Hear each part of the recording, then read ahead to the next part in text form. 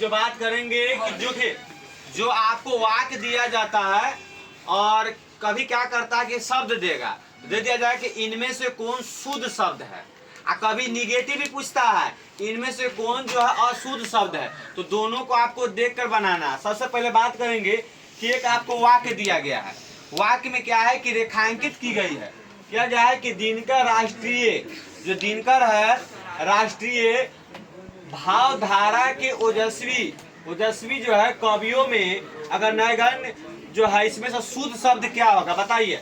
बताइए आप लोग को शुद्ध कौन होगा इसमें, चलिए बताइए। चलिए सही आंसर क्या हो जाएगा आपका जो है बी हो जाएगा। सुधारिए, आगे समझिए, अगला बताइए क्या होगा आंसर।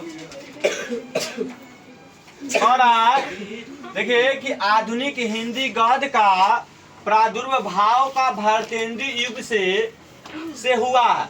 अब यहाँ पर देखना है कि जो प्रार दू है यह शब्द कहाँ पर है, उसको आपको बताना है। तो देखेंगे प्रादुर्भाव, तो देखिए यहाँ पर प्रा दे दिया, रा दे दिया, तो ये गलती होगा मेरा ऑप्शन, क्योंकि प्रा यूज होगा। अब यहाँ देखिए प्रा, फिर देखिए यहाँ पर र पहले दे दिया, तो एक साथ दोनों छोटा का प्रयोग नहीं कर सकते।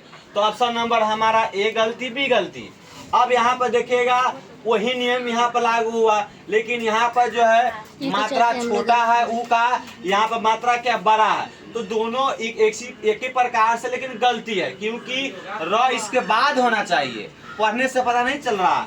यहाँ पर कह रहा, देखिए कह रहा है कि प्रादुर्भाव, अब प्रादु इसके बाद द के बाद र आना चाहिए, तो इसमें देखिए द के बाद र है, तो ऑप्शन नंबर क्या हो जाएगा, ऑप्शन नंबर डी आपका राइट आंसर सही हो जाएगा।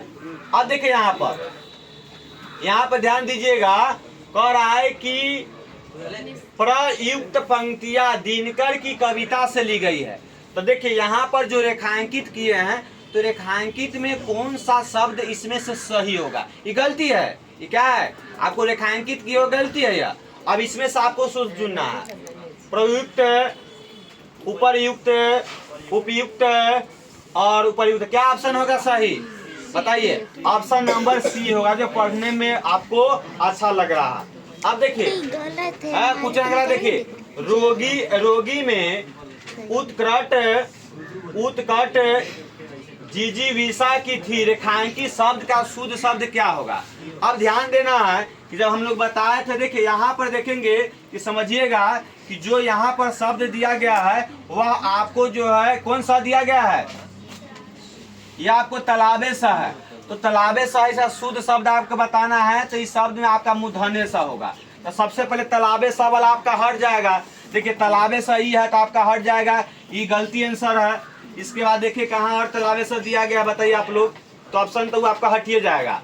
अब ध्यान देना है कि जब शुरू में पढ़ाए थे तो आपको ध्यान दीजिए, जैसे यहाँ पर दिया गया है जी, तो ऐसे शब्द को लिखते गलती है, क्योंकि एक जो है हर्ष ई में रहना चाहिए, एक दीर्घ ई में रहना चाहिए, तो दोनों क्या हर्ष ई में है। तो देखिए जितना जो है हर्ष ई वाला अथी हर्ष ई दोनों वाले से दिया गया है, छोटा ही दिया गया था, कर देखिए यहाँ पर छोटा ही है जो दिया गया मात्रा में, तो यह गलती हो जाएगा। यहाँ पर देखिए दोनों एक ही बगल से है, तो दोनों एक ही बगल से होना ही नहीं चाहिए, या पूरी तरीका से गलती होता है, तो आपका ऑप्शन नंबर सी भी गलती है। तो हम क्या बोल रहे थे आप लोग को, देखिए इसमें भी देखिएगा दोनों बगल से दे दिले है, एक दो दिया है कि नहीं, दोनों में क्या मात्रा कौन सा स्वर दे दिया है, दोनों में क्या है आपको छोटका ही है, तो ऑप्शन नंबर मेरा जो है क्या है बी भी गलती है। तो ऑप्शन नंबर सही क्या हो जाएगा, ए सही। देखिए इधर से दिया गया छोटा है, इधर से बड़ा है, तो ऑप्शन नंबर मेरा क्या होगा ए सही होगा, जिजीविषा। चलिए अगला देखिए, ये भी पराग संधि में बताएंगे कि निश्चल का संधि विषय क्या होगा।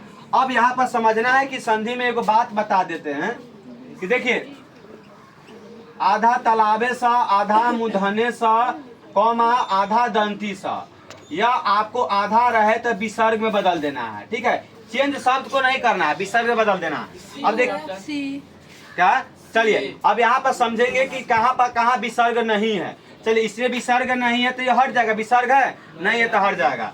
इसके बाद देखिए यहाँ पर देखेंगे कि विसर्ग यहाँ पर है नहीं है, तो ऑप्शन आपका हट जाएगा, 50-50 हो गया।